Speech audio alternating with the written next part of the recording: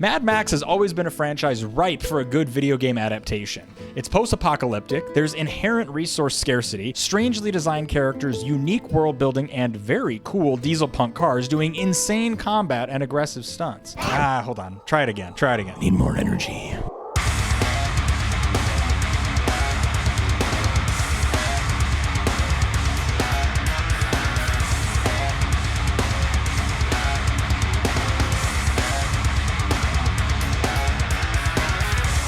Oh, what a day! What a lovely day! Well, we actually got that video game adaptation back in 2015, and none of us bought it. Plenty of other creators have made fantastic videos about the troubled development cycle of Mad Max, but today, I just want to talk about why I think this game is better than you think it is, and why it deserves a chance if you've never had the opportunity to give it a spin. So, witness me. I was gonna do that, but I can't because I'm holding this microphone, but witness me while I tell you why I think Mad Max is one of the most underrated gems of the last decade.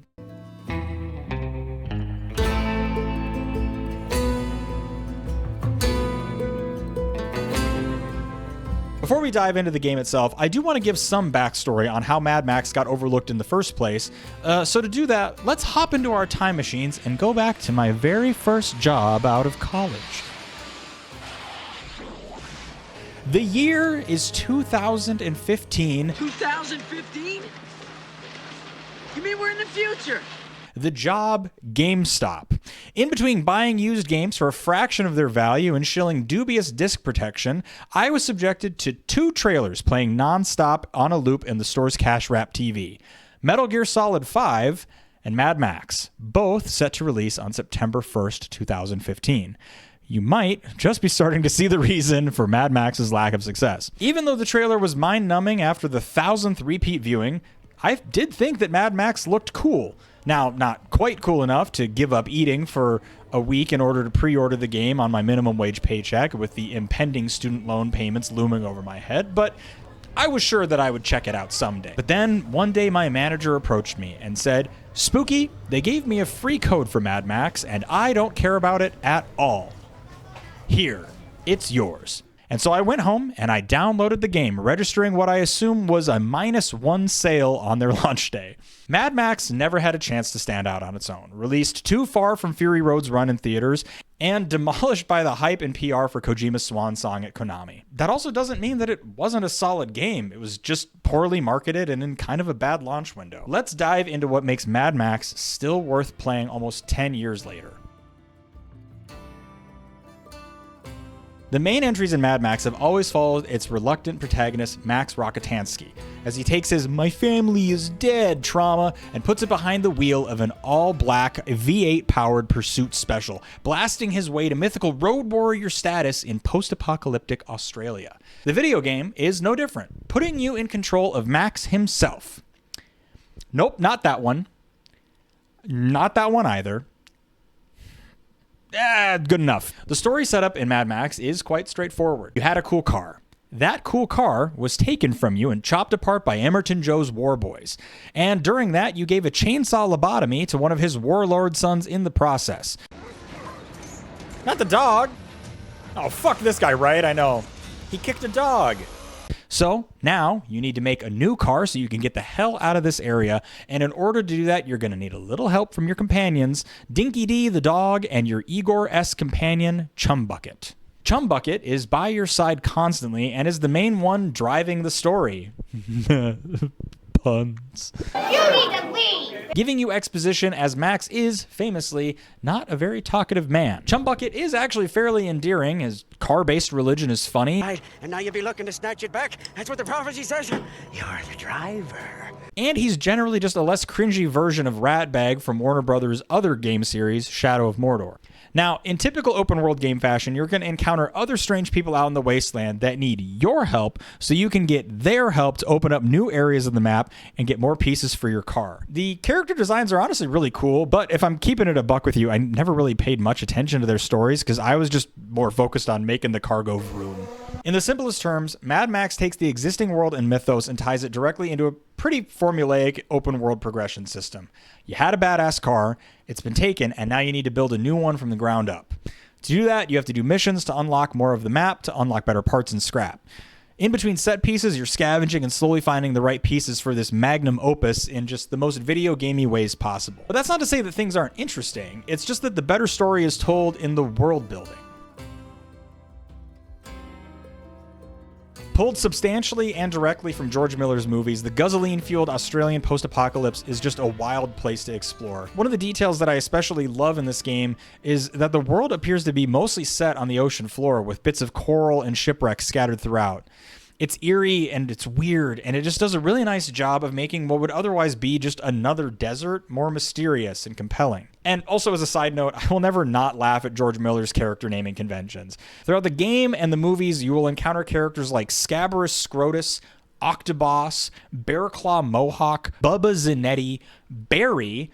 Who are Larry and Barry? My mates. Larry and Barry. Cheeto the Fragile, Coma Doof Warrior, Piss Boy. Chat, I need to piss. I'm gonna hit a BRB really quick so that nobody hears me piss. I love you. I'll be right back. Toe Jam, and Rictus Erectus. And I swear, listen, come here. I swear, I didn't make a single one of those up. Rictus Erectus. The entire world is littered with little details and nods to things only briefly seen or mentioned in movies like Fury Road. The universe of Mad Max is so unique in its energy and style, it's honestly just a pleasure to see and explore it in all of its weirdness. Personally, I was always happy to steer myself towards the next odd landmark on the horizon before going to a story mission marker. And frankly, I think that's a huge compliment both to the open world design and the moment-to-moment gameplay. I don't know if anyone has coined this term yet, but I'm gonna. Mad Max is an open world car PG. Get it? You know? Because it's about cars. It's a game about, you could stop booing. It's a game about cars. It's a car PG. It's about stop boo. Okay, fine. Sorry. Stop booing. Anyways, both Max and Chum Bucket's under construction magnum opus both have their respective skill trees and customization options, but it's clear that the vehicle side of things got a lot more attention. And also, it's just generally more unique and compelling from a gameplay sense. The main DNA of Mad Max is every classic open world game from the mid-2010s. We're Ubisoft pilled. It's Far Cry core. We're going Ezio mode. You have a map, okay? And that map is large. And that map has icons and outposts that can be revealed by essentially climbing a thematically accurate radio tower. And then you can clear and destroy and break those icons and outposts, which makes the open world more manageable to travel around in, and it also unlocks new areas on that map so you can repeat the same basic gameplay loop. This isn't an avant-garde open world. This is Taco Bell. You know what you're getting. What sets Mad Max apart is the car. The sense of speed and crunchiness to car combat is just remarkable. Blasting through the desert, pulling off pieces of enemy convoys with a harpoon gives you a lot of potential, and the contextual slow motion both looks cool and lets you functionally pull off crazy moves that would be impossible at the normal game speed. Oh, that was a good side ram. Oh, hell yeah! On-foot combat and exploration is a little bit jankier, but the Arkham Light melee combat feels really good and heavy. It's Batman.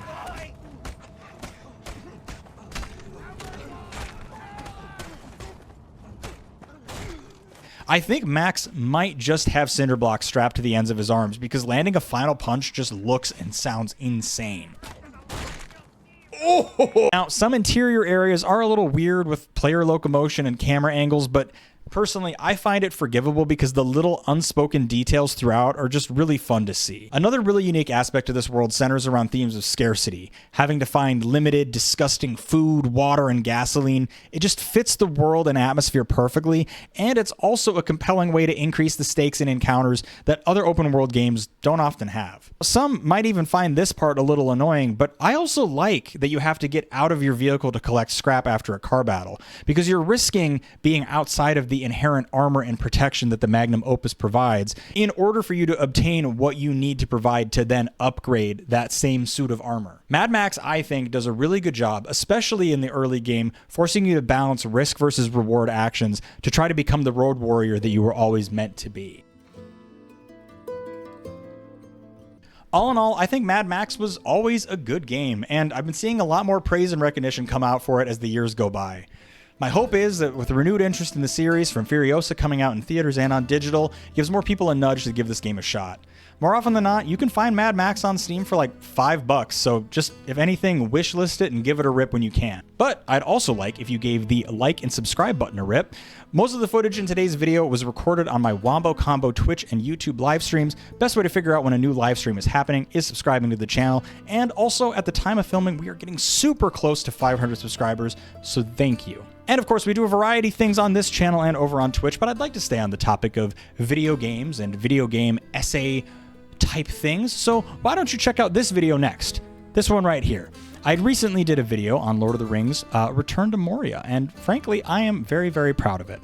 So, thank you so much for watching, and as always, my friends, please continue to be good, be careful, be good and careful.